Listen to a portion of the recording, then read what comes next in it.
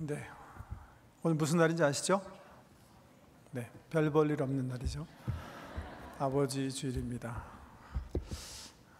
저는 아버지 주일 할 때마다 좀 이렇게 좀 민망해요. 오늘 주보 보니까 첫째, 지난번 어머니 주일 때는 뭐 낳으시고 키워주시고 뭐 감사합니다. 근데 광고에 안 났어요. 첫째는. 그러니까 뭐 하든지 말든지 맘대로 해라 뭐 이러신 것 같고, 두 번째, 아버지 주일을 하려고 실질적으로 이렇게 예배를 생각해 보잖아요. 그럼 뭐 찬송을 불러야 할 거 아닙니까? 찬송. 근데 여기 찬송가에 보면 그 서브젝트 인덱스가 있어요. 주제별. 그래서 거기 보면 어버이 이렇게 써 있거든요. 가정 뭐 써 있는데, 어버이 찬송 4개가 있는데 암만 읽어봐도 아버지는 안 나오는 거예요. 거기에 어머니의 사랑이 어떻다는 등, 뭐 어머님 기도, 뭐 어머니 읽으셨던 성경책 다 나오는데 비슷한 단어 딱 하나, 어버이, 이렇게 한 번 나와요. 세 번째는 제가 이해가 안 되는 게, 아니 우리가 5월을 가정의 달로 지키잖아요, 그죠? 그럼 아버지도 가정 식구니까 5월 달에 뭘 해야 되는 거 아닙니까? 근데 왜 이걸 6월 달에 하는지 그것도 이해가 안 돼요. 나가려는 건지, 이게 이게 이렇습니다. 이게. 그럼에도 불구하고 제가 사실 오늘 지난주에 광고 드리는 것처럼 헌금에 대해서 좀 말씀을 드리려고 했는데, 아버지 주일을 꼭 해야 되겠다 생각해서 아버지에 대해서 좀 말씀을 드리려고 하는데요. 왜냐하면 아버지의 위치는 영적으로 보면 하나님께서 한 가정을 말씀으로 세우기 위해서 가정해 주신 최고의 권위의 자리, 가장의 자리이기 때문에 너무 중요한 자리입니다. 그래서 오늘 아비에 대해서 좀 생각해 보려고 합니다. 제가 주보 이면 목회자 칼럼에 고국의 전길자 씨의 시를 이렇게 거기 써놨어요. 시부터 좀 이렇게 음미하면서 아버지를 좀 이해했으면 좋을 것 같은데요. 제가 화면 보셔도 좋고 여기 저 주보 보셔도 좋고, 넘어 읽어드릴게요. 길게 이어진 몇 겹의 고통이 덕장에 걸려있다. 내장 다 빼버리고 얼었다 녹아내리기를 반복하지 않고서는 제값을 받을 수 없다. 덕장이 뭔지 잘 모르시는 분 계시죠? 덕을 사용해서 어류를 얼리는 이렇게 말리는, 보여드릴게요. 이게 덕장이에요. 주로 이제 뭐 오징어 혹은 이제 명태를 추운 또 건조한 산 위에서 말려서 또 동태 만드는, 이 시는 동태 중심으로 쓰여진 것 같아요. 길게 이어진 몇 겹의 고통이 덕장에 걸려있다. 내장 다 빼버리고 얼었다 녹아내리기를 반복하지 않고서는 제값을 받을 수 없다. 살얼음 품어야만 제맛을 내는 빳빳하게 긴장한 살이어야 깊은 맛 우려내는 생애. 한 번쯤 덕장을 빠져나가 겨울바람 피하고 싶었을까? 한 번쯤 사랑에 녹아 허물어지고 싶었을까? 하얗게 쏟아지는 눈발 끌어안고 고추 서서 기다리는 먼 날. 아버지의 아버지가 그렇듯 이라는 시인데요. 말씀드린 것처럼 늙고 이제 힘없는 그 아버지의 모습을 덕장에 걸려있는, 그래서 이제는 많이 말라버린 동태에 비유해서 시인이 읊고 있어요. 거기 보면 살얼음 품어야만 제맛을 내는, 그러기 위해서 빳빳하게 긴장한 삶을 살고 있는, 그래서 한 번쯤은 덕장을 빠져나가서 겨울바람 피하고 싶은, 한 번쯤은 빠져나가서 사랑에 녹아 허물어지고 싶은, 이탈하고 싶은 그런 아비의 마음을 참 잘 읊었다 그렇게 생각을 합니다. 저는 이 시를 이렇게 이번에 아버지 날에 이것 주보 이면에 쓰는 것이 아버지들을, 수고한 아비들을 언어하는 건가 아니면 더 자존심 상하게 하는 건가 좀 고민했어요. 근데 여기 자녀된 분들이나 아내된 분들에게 아비를 좀 이해해라 하는 의미에서 이 시를 나누게 된 거예요.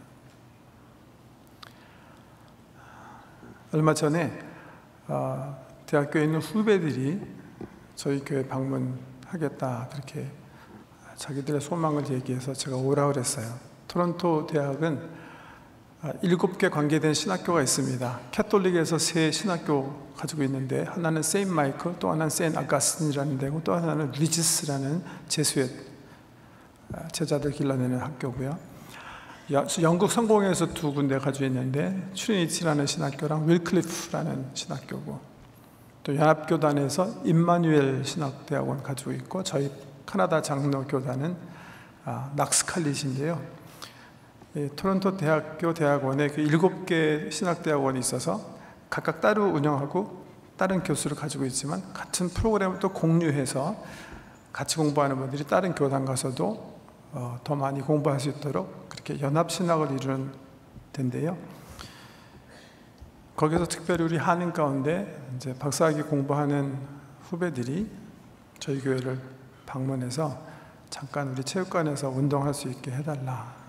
제가 진리를 금방 이해했죠. 점심 사라 이거였거든요. 그래서 오케이, 그럼 오세요. 그럼 제가 점심 대접하겠습니다. 그래갖고 와보니까 한 15, 16명 신학 박사학위 하는 분들이죠. 그 중에 물론 신부도 있고 영국 성공의 신부도 있고 뭐 각각 여러 교단에서 이제 오셨는데 이제 부부들이 온 거예요. 거기까지는 좋았는데 구태여 저한테 뭐 한마디 하라는 거예요. 모였으니까. 그래서 제가 사양했어요. 하기 싫다. 제가 학위를 끝내고 논문을 끝냈으면 기분 좋게 후배들한테 할 말이 있지만 나는 너무 못 쓰고 실패했기 때문에 내가 무슨 말을 하냐 하고 싶지 않다. 근데 그 코디네이터가 뭐 자주간 덕담 한마디만 하고 하라는 거야. 아니면 자기네가 지금 뭐 얘기하고 할 수 없으니까. 그래갖고 그냥 할 수 없이 쓰게 된 거예요. 근데 정말 하고 싶지도 않고, 제가 너무 못 쓰고 다 박사학위 날렸는데 무슨 후배들한테 얘기를 합니까? 있는데 한마디 생각이 나서 한 게 있어요. 그게 뭐냐면 그 스파우즈들한테 얘기한 거예요. 주로 남자 목사님 신부들이 영국 성교회 신부였기 때문에 그 부인들에게, 그리고 이제 여자 목사님 계셨기 때문에 함께 온 남편을 향해서 한마디 했어요. 제가 이렇게 얘기했어요. 내가 그 공부한 경험을 이렇게 추억해보면 이 논문 쓴다는 거는 정말 무지무지하게 외로운 그런 투쟁이라고 생각이 된다. 그러니까 제발 그 도서관에서 남편이나 아내 돌아오면 바가지 긁지 말아라. 물론 집에서 아이들 보느라고 수고했고 또 학비 대느라고 밖에 나가서 부인들이 주로 많이 일하면서 고생하고 들어왔지만 도서관에서 남편 돌아와서 컴퓨터 켜고 막 사람 죽이는 게임하고 혹은 TV 켜고 야구 보더라도 그냥 내버려 둬라.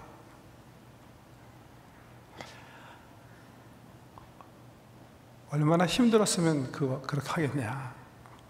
내가 해보니까 이 외로움이 첫째는 잘 안 되니까, 안 써지니까, 이거 뭔가 새로운 걸 써야 되는데 너무 어렵고 계속 주인 교수님 스트레스 주니까 계속 외롭고, 또 하나의 외로움은 이거 써서 4, 5년 만에 뭐 한 400페이지 쓰더라도 아무도 읽지 않고 도서관 저 위에 그냥 먼지 나는 곳에 처박혀 있을 게 뻔하기 때문에 이거 참 연구하면서도 굉장히 외로운 그런 배틀이다. 힘들어서 와서 게임하고 그런 거니까 시비 걸지 말고. 또 남편 들어왔는데 김 목사님은 논문 끝내고 한국 나갔다던데 그런 얘기 하지 말아라. 사람 몇 번 죽이는 거니까 제발 그러지 말아라. 제가 그냥 짧게 얘기하고 기립박수 받은 것은 그게 처음이에요. 우리 후배 목사님들이 일어나서 정말 들어야 될 여러분, 비단 논문 쓰는 것만 어렵습니까? 중학교 애들 칩스 초콜릿 하나 팔기 위해서 비위 맞춰야 하는 아비들은 자존심 없습니까? 세탁소에서 때 묻은 와이셔츠 받으면서 내가 한국에서 이것 하러 이민 왔나? 직장에서요, 갑질하는 그 상사들이 스트레스 줄 때 그때 외로우면요, 아니 뭔가 높은 자리 차지했지만 사실은 언제 쫓겨날지도 모르기 때문에 불안해하는 그 자리는요,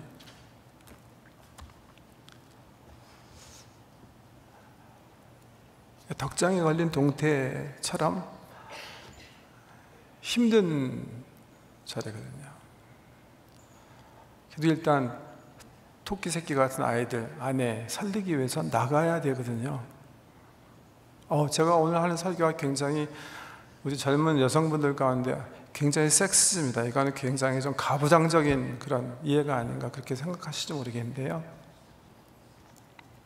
그래도 일반적으로 그렇거든요. 남자 가장이라는 것은 함부로 자리를 떠날 수가 없거든요. 그러니까 이해하시라고요. 그 고독을 더 증식시키시면 안 된다는 거예요. Please do understand. 그래서 첫 번째, 여기 계신 아내들과 또 자녀들에게 부탁드려요. 저도 좀 이해하셔야 되는 게, 저는 오늘 설교 쓴 걸 안 가져왔어요. 그냥 지저분하게 처음 그냥 작성한 노트만 가져와가지고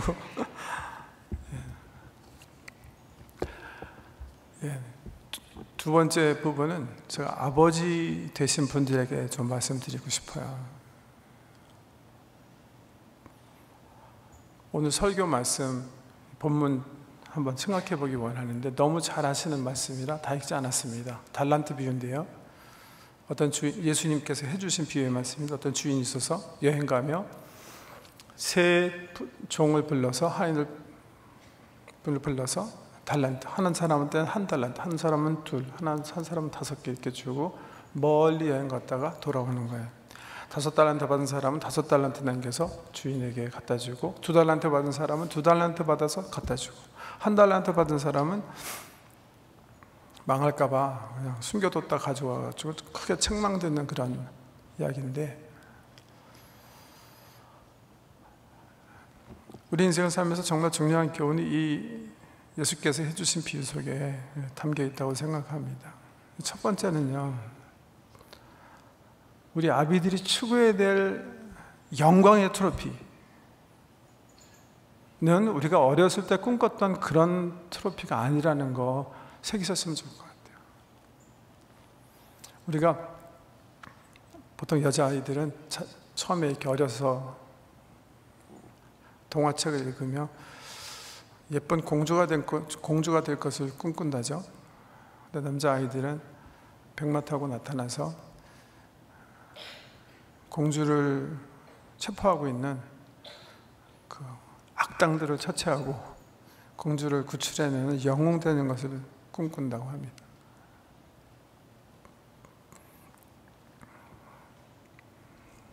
구회 말 2사 만루에서 홈런 치는 꿈도 꾸고요, 월드컵에서 연장전에서 결승골 넣는 꿈을 꾸고 살죠. 근데 확실히 알아야 되는 거는요, 오늘 우리 민장로님 기도하실 때 썩어질 영광이라는 단어 사용하셨는데 사실 없는 영광이에요. 현실에 있어서는 100만 명 중에 한 명도 얻을 수 없는 트로피예요.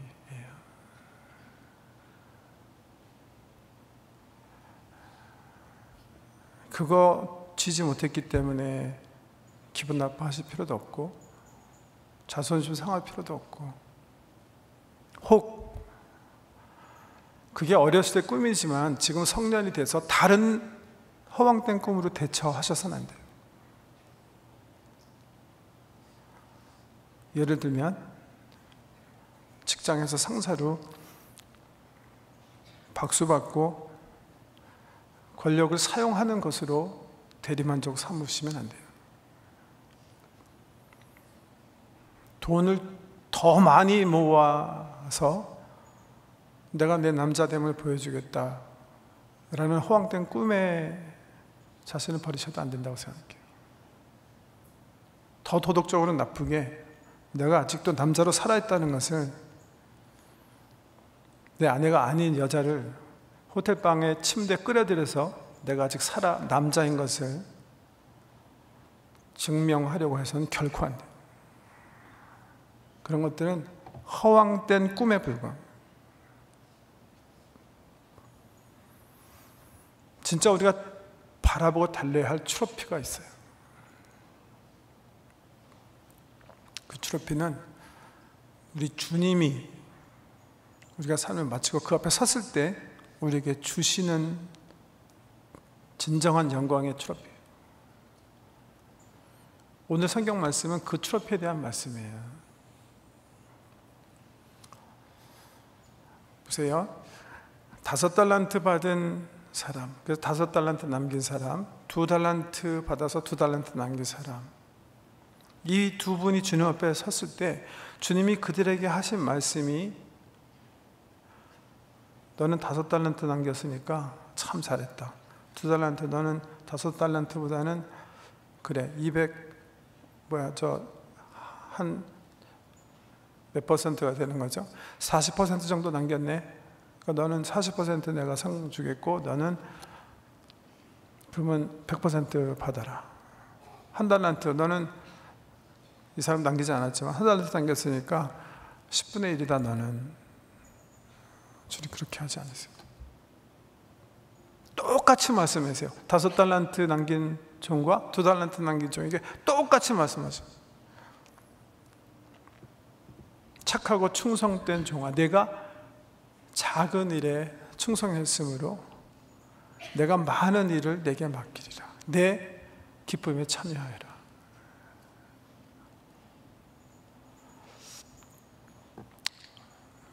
우리 가운데는 어떤 분들은 태어날 때부터 육체적으로 다른 사람보다 약하게 태어나신 분 있으실 것이고, 지적 능력이나 재력적 능력에 있어서 남들보다 앞서지 못하는 그런 분이 계실 거예요.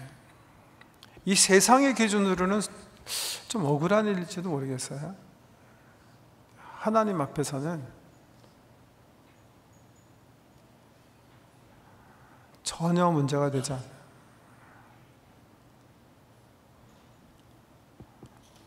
내가 강영우 박사처럼 소경이 돼서 내 삶을 살던 부이치치처럼 팔다리가 다 딸라져 없어서 삶을 살던, 내가 1달란트를 받았던 2달란트를 받았던 5달란트 받았던 It's not important. 그건 중요한 문제가 아니에요.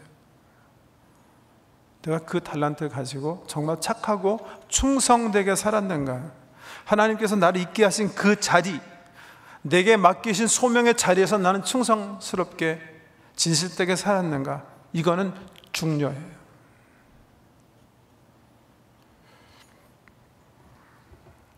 우리들의 이름이 신문에 나지 않아도 돼요. 9회 말에 홈런 안 치셔도 됩니다. 그런 거 중요하지 않습니다.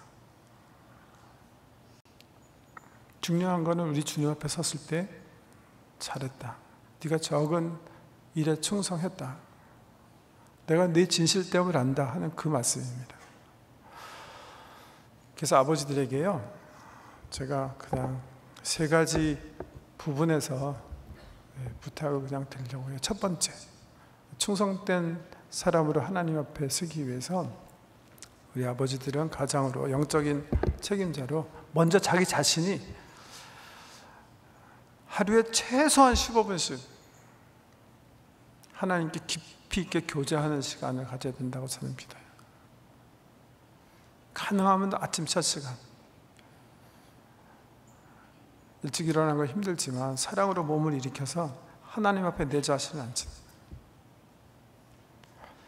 그래서 말씀과 기도로 하나님과 교제하는 거예요. 그 관계에서 충성된 사람으로 하나님 앞에 서셔야 돼요. 두 번째는요, 하나님께서 나에게 주신 가장 중요한 사명, 가장으로서의 가정을 향한 책임 있는 사람으로 살아가셔야 돼요. 밖에서 사회인으로 존경받고 칭찬받고 업적을 내시기 전에 한 가정의 아비로, 남편으로, 부모로 섬기는 자식으로 충성된 삶을 사셔요. 왜? 아까 말씀드린 것처럼 가장은 하나님의 말씀의 보루자예요. 하나님께서 성경을 통해서 남자 가정에게 주신 가정의 책임은 내 가정을 하나님 말씀에 세우는지,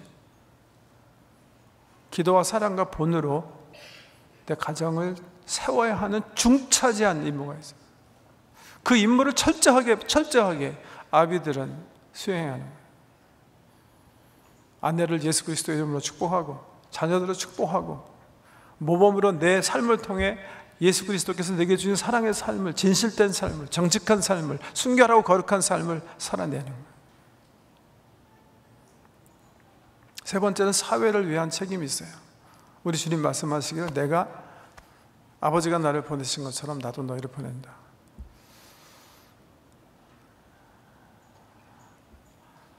여러분, 해외 나가서 히로익한 선교사가 되실 필요 없으세요. 지금 주님께서 여러분 보낸 선교 현장은 여러분의 직장이에요. 여러분과 같이 학교 나온 동창들이고요. 내 이웃 사람들이에요. 이 사람들을 그리스도의 사랑으로 품는 거예요. 이분들에게 그리스도의 빛으로 나타나는 거예요. 소금 되는 거예요. 그 그리스도인으로서 얻은 역할을 가지고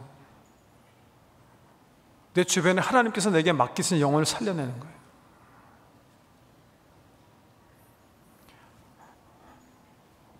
저는 이 세 가지 내 삶 속에서 일어난 사람이면 어떤 은사를 가지고 어떤 환경 속에서 주님께서 주셨던 주님 앞에 서게 될 때 저는 주님께서 하시는 이 말씀, 2달란트 받은 사람, 3달란트 받은 사람에게 하신 말씀을 저는 듣게 되리라 확신해요. God doesn't need a superstar. 백마탄은 왕자를 하나님께서 기대하시는 것도 아니고 그의 말에 홈런 치는 선교사를 기대하는 것도 아니에요. 하나님께서 나를 두신 아비의 현장에서 내가 하나님 앞에서 진실된 사람으로 살고 내게 맡기신 가정의 가장으로 충성된 말씀의 일꾼으로 가정에서 살고 그 가정의 지경을 넘어서 내게 나를 두신 내 직장, 사업터전, 내 친구들 앞에서 말씀의 전령으로 사는 거예요. 주님 앞에 그러면 서게 될 때 주님께서 그렇게 말씀하신 거예요. 착하고 충성된 종아, 내가 적은 일에 충성하였으므로 나는 너에게 큰 일을 맡길 것이고 너는 내 기쁨에 참여해라.